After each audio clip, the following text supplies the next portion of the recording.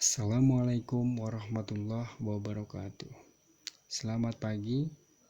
Hari ini kita akan belajar mata pelajaran Pendidikan Pancasila dan Kewarganegaraan.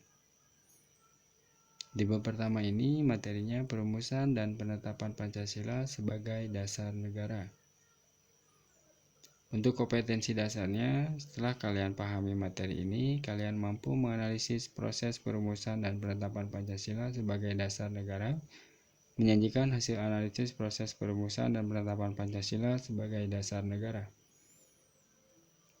Di sini ada peta konsep mengenai Pancasila, mulai perumusan, penetapan, dan ditetapkannya menjadi dasar negara.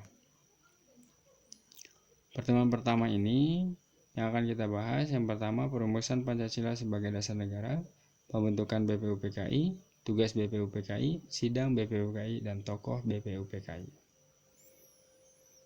Dalam perumusan Pancasila dilakukan dengan dua cara. Yang pertama, pembentukan BPUPKI, perumusan dasar negara. BPUPKI singkatan dari Badan Penyelidik Usaha-Usaha Persiapan Kemerdekaan Indonesia.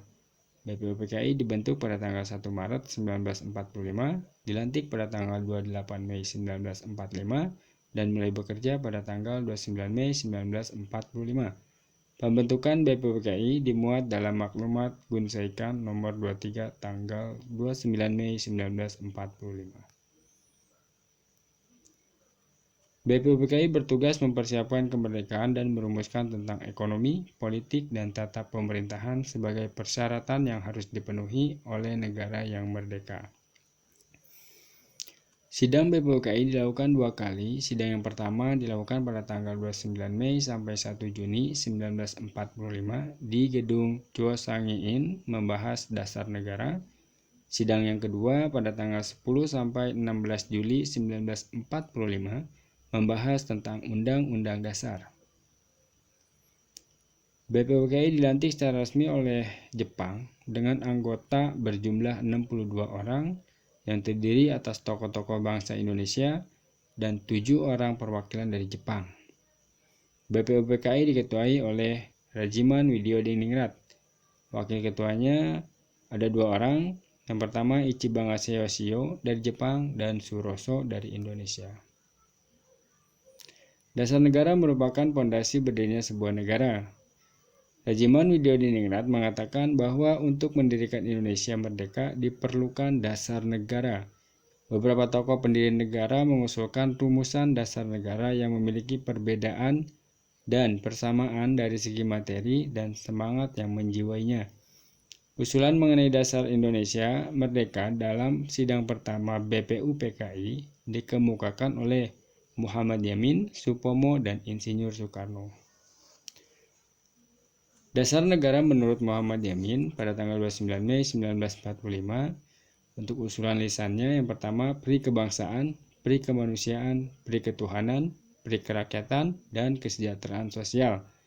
Untuk usulan tertulisnya ketuhanan yang Maha Esa, kebangsaan persatuan Indonesia, rasa kemanusiaan yang adil dan beradab, kerakyatan yang dipimpin oleh hikmat kebijaksanaan dalam permusyawaratan perwakilan, dan keadilan sosial bagi seluruh rakyat Indonesia. Dasar negara menurut Supomo, usulan lisannya yang pertama, persatuan, kekeluargaan, keseimbangan lahir batin, musyawarah, dan keadilan rakyat. Untuk usulan tertulisnya, Supomo mengatakan bahwa negara Indonesia merdeka bukanlah negara yang mempersatukan dirinya dengan golongan terbesar dalam masyarakat dan tidak mempersatukan dirinya dengan golongan yang paling kuat, baik itu golongan politik atau ekonomi. Indonesia merdeka mencakup semua golongan dan paham perorangan serta mempersatukan diri dengan segala lapisan rakyat.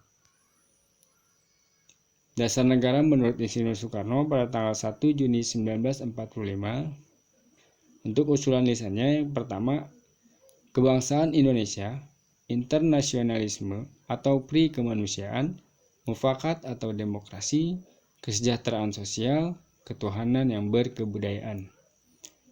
Untuk usulan tertulisnya, Insinyur Soekarno mengatakan bahwa kelima dasar negara tersebut bukan Pancadharma, tetapi Pancasila.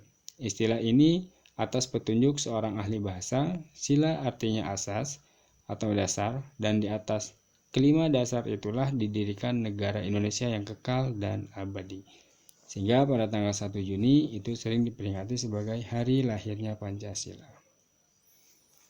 Baik, materinya cukup sampai di sini dulu. Untuk materi selanjutnya nanti di pertemuan selanjutnya. Oke, tetap semangat. Wassalamualaikum warahmatullahi wabarakatuh.